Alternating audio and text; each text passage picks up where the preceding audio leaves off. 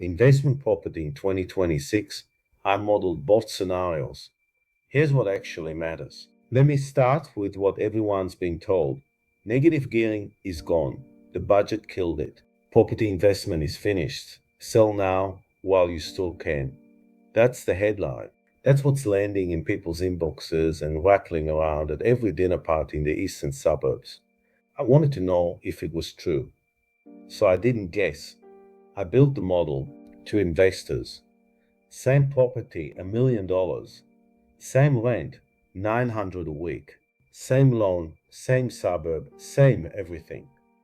The only difference is timing. One bought under the old rules with full negative gearing and a 50% capital gains discount.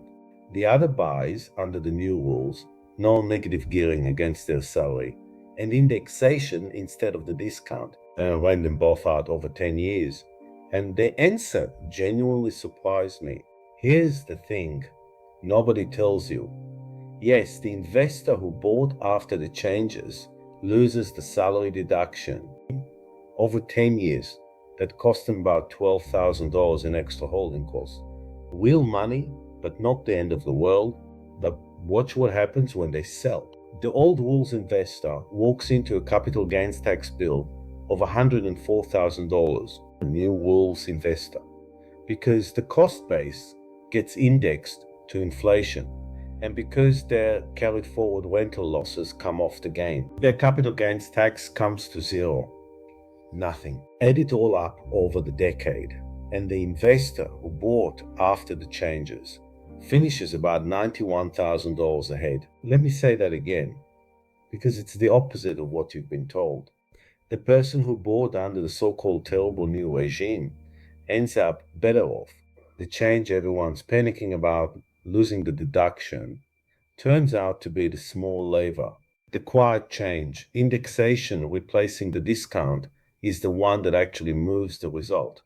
And in a decade of steady inflation and steady growth, it moves it in the buyer's favor. Now, what if you have to sell early, say year 5? The numbers still hold up. The new rules investor pays no capital gains tax, even on an early exit, because the index cost base has barely moved past the sale price. But here's the real lesson from the 5 year case, and it's the one I've been saying for 35 years. Property doesn't work in 5 years. Transaction cost. A loan you've barely paid down, a thin early gain, a short hold punishes you, no matter which regime you're in. 10 years is where this asset earns its name. So if the tax change isn't a real risk, what is? Supply and affordability. The government wants 1.2 million new homes by 2029, mostly by rezoning for higher density. But only the top 7 to 10% of income earners can even afford $1 million investment property, and the new rules push that bar higher, not lower. So ask yourself the question nobody's asking. If they unlock all this new high density stock, and only a thin slice of buyers can actually pay for it, who buys it? Where rezoning floods the market, supply can cap price growth for years, not because demand disappears, because the pool of people who can pay is shallow. But where supply stays scarce, the established houses of the eastern suburbs, on land you can't rezone into existence, the opposite holds. That's the whole game under the new rules. Location and scarcity matter more, not less. The tax is survivable. What erodes a 10-year return is buying into a corner of the market where they can switch on supply faster than demand can grow.